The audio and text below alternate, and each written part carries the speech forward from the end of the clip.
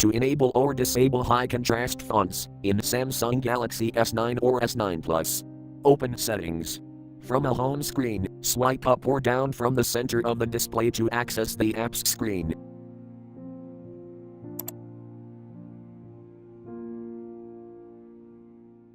Tap Settings.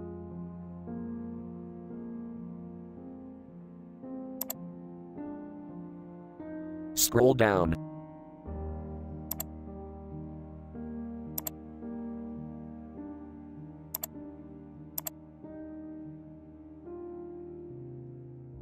Tap Accessibility.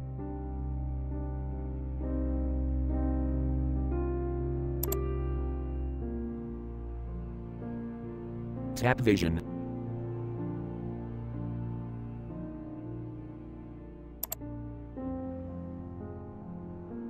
Tap High Contrast Fonts, switch until blue to enable, or tap until gray to disable.